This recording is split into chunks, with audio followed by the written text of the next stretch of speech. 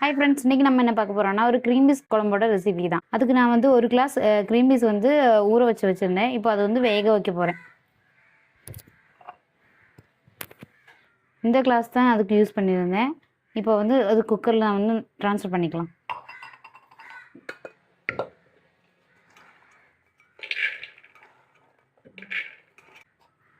Okay, ஒரு class cream பீஸ்க்கு வந்து நம்ம வந்து 2 கிளாஸ் தண்ணி ஊற்றுவோம். சில குக்கரில் வந்து வேரியபிள் ஆகும். இது வந்து இருக்கலாம் நல்லா குழையிற மாதிரி வேகணும். அதுக்கு வந்து நாங்கள் 10 விசில் வந்து என் குக்கரில் வச்சா குழஞ்சிரும். உங்கள் குக்கரில் எவ்வளோ விசில் வச்சா குழையுமோ அதுக்கேற்ற மாதிரி நீங்கள் பார்த்துக்கோங்க. இந்த கிளாஸ்லேயே நான் வந்து தண்ணி ஊற்றிக்கிறேன் 2 கிளாஸ்.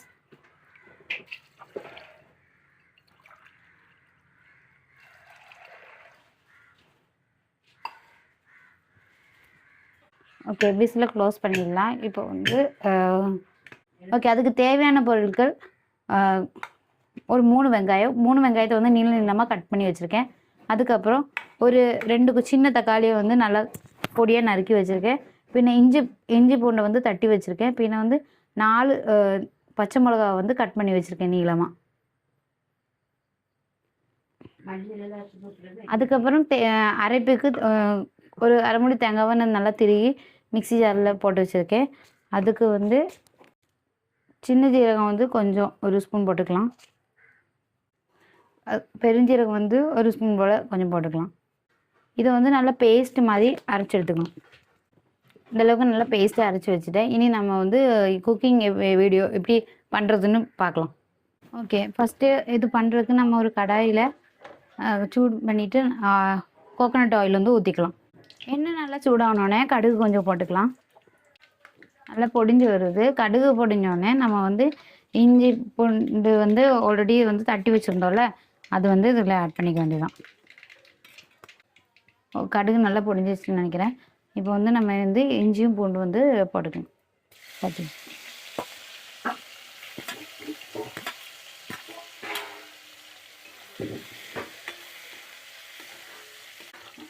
இது பாதி வந்தோடனே நம்ம வந்து பச்சை மிளகா வந்து ஆட் பண்ணிக்கலாம்.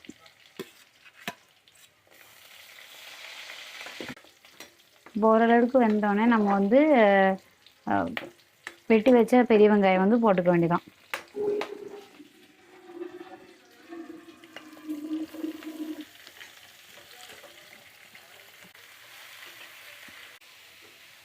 வெங்காயம் சீக்கிரம் வதங்கன்னா கொஞ்சம் வந்து உப்பு ஆட் பண்ணிட்டா சீக்கிரமாக வதங்கிடும். உப்பு ஆட் பண்ணிக்கிறேன். நல்லா கிரேவிக்குலாம் வதங்குற மாதிரி நல்லா ஒரு கோல்டன் ப்ரௌன் கலரில் வதங்கணும். அது முடிஞ்சுதான் நம்ம வந்து தக்காளி ஆட் பண்ணணும். ஓகே, வெயிட் பண்ணலாம்.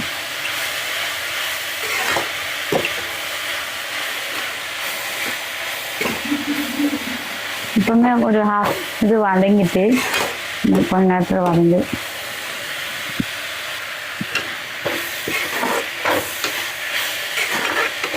கொஞ்சம் வதங்கிட்டு நல்லா இன்னுமே வந்து நல்லா வந்து இது வந்து ஃப்ரை ஆகணும், கோல்டன் கலரில் ஆகணும். அப்போ தான் டேஸ்ட் நல்லா இருக்கும். இப்போ நல்லா வதங்கிட்டு இந்த அளவுக்கு நல்லா ஃப்ரை ஆகினா தான் டேஸ்ட்டாக இருக்கும். நம்ம போட்ட வெங்காயத்தோட எவ்வளோ கம்மியாக இருக்குன்னு நீங்களே பார்க்கும்போதே உங்களுக்கு தெரியும். இந்த மாதிரி கலரில் வரணும். இதுக்கப்புறம் இந்த டைமில் நம்ம வந்து மசாலா வந்து ஆட் பண்ணிடலாம். எனக்கு வந்து 1/2 டேபிள் ஸ்பூன் நான் சில்லி பவுடர் போடுறேன். உங்களுக்கு வதக்கிக்கிறேன் மசாலா வேகிற வரைக்கும். உங்களுக்கு காரத்துக்கு இருக்கிற மாதிரி போட்டுக்கலாம். 4 மிளகா போட்டனால எனக்கு 1/2 ஸ்பூன் போதும். உங்களுக்கு இன்னும் எக்ஸ்ட்ரா வேணும்னா 1 டேபிள் ஸ்பூன் கூட ஆட் பண்ணிக்கலாம். அதுக்கப்புறம் வந்து 1 டேபிள் ஸ்பூன் மல்லிப்பொடி வந்து போட்டுக்கிறேன். இதையும் நல்லா வேகிற வரைக்கும் வதக்கிக்கோங்க. நெக்ஸ்ட் இன்க்ரீடியன்ட் வந்து மஞ்சள் தூள் வந்து நம்ம போட்டுக்கலாம்.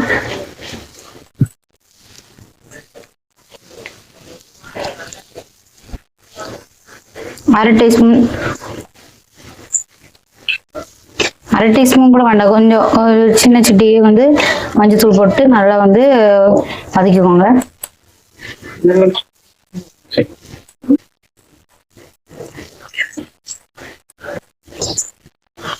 இது நல்லா குக் ஆகணுன்னே பச்சை வாசனைலாம் போனோடனே வந்து நீங்கள் வந்து டொமேட்டோ வந்து ஆட் பண்ணிக்கலாம்.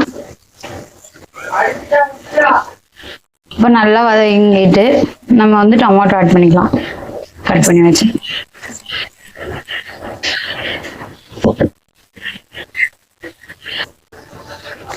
நல்லா இந்த அளவுக்கு தக்காளியே தெரியாத அளவுக்கு நல்லா வதங்கின உடனே நீங்கள் வந்து இதில் வந்து வேக வச்ச கிரீன் பீஸ் வந்து சேர்த்துக்க வேண்டியதான். அதில் தண்ணி இருந்துச்சுன்னா அப்படியே சேர்த்துக்கோங்க. ஏன்னா நம்ம வந்து குழம்புக்கு வந்து தண்ணி ஆட் பண்ணுவோம்.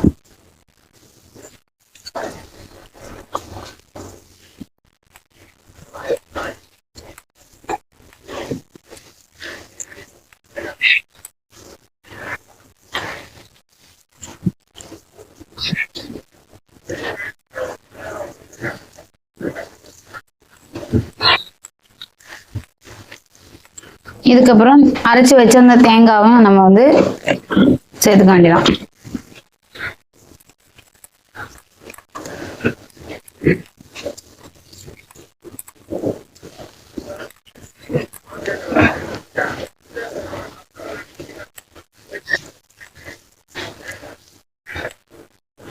அதோட தேவையான அளவு தண்ணியும் சேர்த்துக்கோங்க. நான் அந்த தேங்காய் அரைச்சி வச்சு ஜாரோட அதே இந்த ஜாரையை கழுவி தனியாக யூஸ் பண்ணிக்கிறேன் இதுக்கு.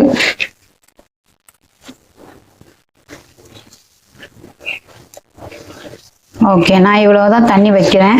இனி இது கொஞ்சம் நேரம் கொதிச்சு நல்லா ரெடியாகி வரும்போது தண்ணி கரெக்டாக நம்ம இன்னுமே கொஞ்சம் திக்காயிக்கணும்.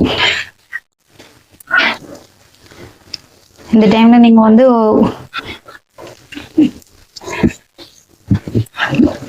ஒரு கொதி வந்தோடனே நீங்கள் வந்து நல்லா சிம் பண்ணி வச்சுக்கோங்க. அதுக்கப்புறம் ரெடியாகும். இப்போ வந்து ஒரு கொதி வந்துச்சு. இப்போ வந்து நம்ம சிம் பண்ணிக்க வேண்டியது. கேஸ் சிம் பண்ணிட்டு இதை வந்து ஒரு மூடி போட்டு மூடிடலாம். அதுக்கப்புறம் கொஞ்ச நேரம் கழிச்சு வந்து பார்க்கலாம், ரெடி ஆயிடும்.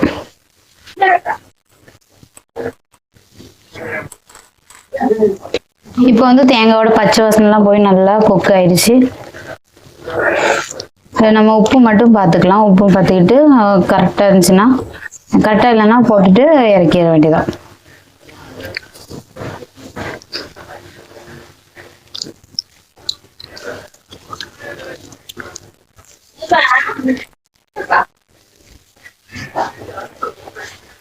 வெங்காயம் வதங்க வச்சு மட்டும்தான் உப்பு போட்டிருந்தேன். அது எனக்கு கரெக்டாக இல்லை. நான் கொஞ்சம் போட்டுக்கிறேன். நீங்கள் உங்களோட செக் பண்ணிட்டு போட்டுக்கோங்க.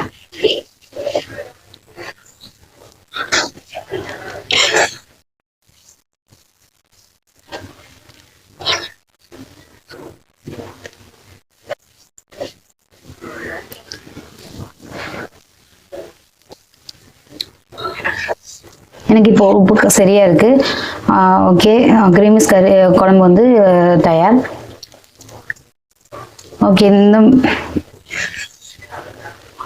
குழம்பு வந்து தயார். இனி அந்த வீடியோ பிடிச்சிருந்தா லைக் பண்ணுங்க, ஷேர் பண்ணுங்க, சப்ஸ்கிரைப் பண்ணுங்க. இனிமேல் நான் இந்த மாதிரி வீடியோஸ் போடணும்னு நீங்க வந்து கமெண்ட் பண்ணுங்க, அதையும் நான் போடுறேன். இனி உங்க வீட்டில் நீங்க கிரீன் பீஸ் குழம்பு இந்த மாதிரி தான் வைப்பீங்களான்னு கமெண்ட் பண்ணுங்க. ஓகே, பாய்.